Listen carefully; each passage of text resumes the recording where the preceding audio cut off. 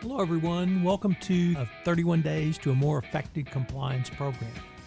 Over the next month, I'm going to take a deep dive into the role of human resources in fully operationalizing a best practices compliance program. Each day, I will pick up one topic with three key takeaways which you can utilize to improve, enhance, or upgrade your compliance program. This series of 31 Days to a More Effective Compliance Program is a production of the Compliance Podcast Network. Employment separation issues. Employment separation and layoffs can present some unique challenges for the compliance professional. Employees can use layoffs to claim that they were retaliated against for a wide variety of complaints, including those for concerns that impact the compliance practitioner. Yet, there are several ways that operationalization will help protect the company as much as possible. Before layoffs start, the compliance practitioner should work with the legal and HR department to ensure that employee separation documents are in compliance with SEC requirements regarding confidentiality agreements and separation agreements. Language which purports to prevent employees from bringing potential violations to law or regulatory enforcement officials. Such documents must not have language preventing an employee from taking such action. This means more than having appropriate or even approved language in your confidentiality agreement, as you must counsel those who will be talking to the employee being laid off, not even to hint at retaliation if they go to authorities with a good faith belief of illegal conduct. You might even suggest the appropriate language to script, so the employee leading the conversation can get it right and you have a documented record of what was communicated to the employee being separated. When it comes to interacting with employees, the first thing a company needs to do is treat the employees with as much respect and dignity as is possible in the situation. While every company says they care, the reality is that many simply want terminated employees out the door and off the premises as quickly as possible. At times, this will include an escort off the premises, and the clear message is that we do not trust you, but do not let the door hit you on the way out. This attitude can go a long way in starting an employee down the road of filing a claim for retaliation, or in the case of FCPA enforcement or other securities law violation, becoming a whistleblower to the Securities and Exchange Commission, identifying bribery and corruption within the former employer. Treating employees with respect means listening to them and not showing them the door as quickly as possible with an escort. From the compliance perspective, this could also mean some type of conversation to ask the soon-to-be departed employee if they are aware of any FCPA violations, code of conduct violations, or other conduct which might raise ethical or conflict of interest concerns. You might even get them to sign some type of document that attests they were not aware of such conduct.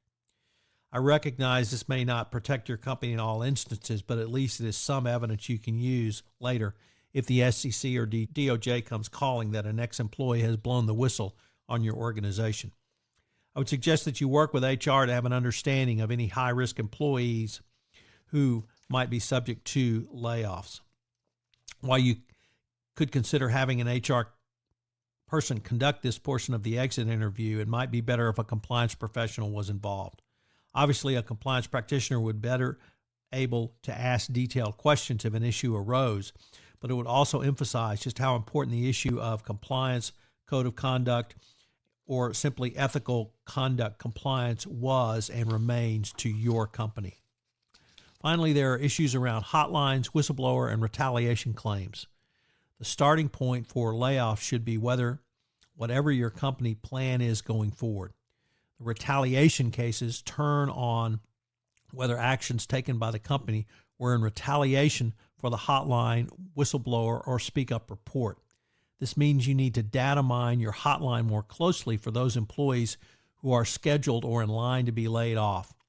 If there are such persons who have reported an FCPA violation, a code of conduct violation, or other violation, you must move immediately to triage and investigate if appropriate the allegation sooner rather than later.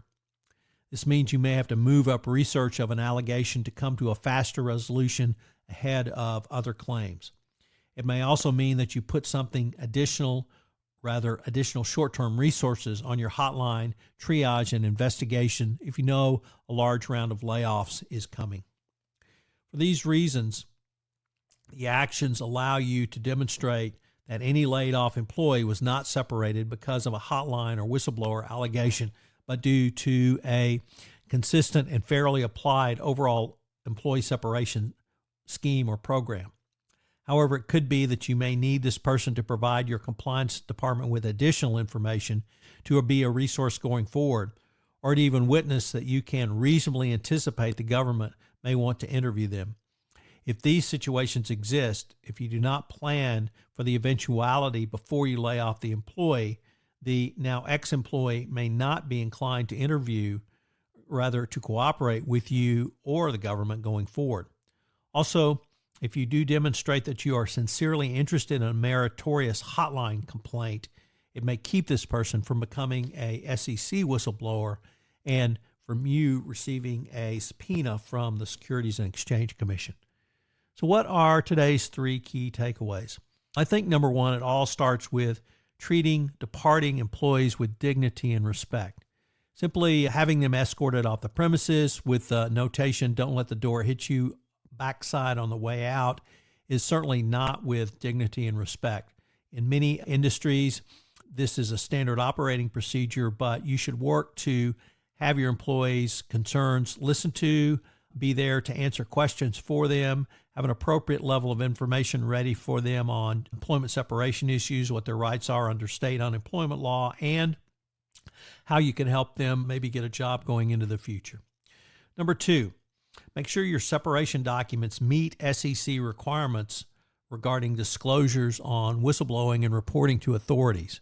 Even if there is not an active violation of a confidentiality agreement or a company trying to enforce a confidentiality agreement, the simple fact that you have language which does not specify that they can go to authorities has been enough for major fines against U.S. corporations by the Securities and Exchange Commission. You certainly do not need to pay $500,000, $1.5 million, or multiple millions of dollars because you don't have the right language in your employee separation agreement. And number 3, check your hotline and anonymous reporting systems to make sure you do not lay off a whistleblower.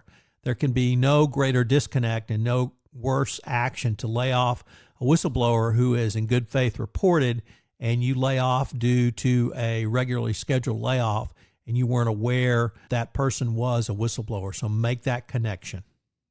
Thank you for joining me on this exploration of the role of HR in a best practices and fully operationalized compliance program on 31 Days to a More Effective Compliance Program.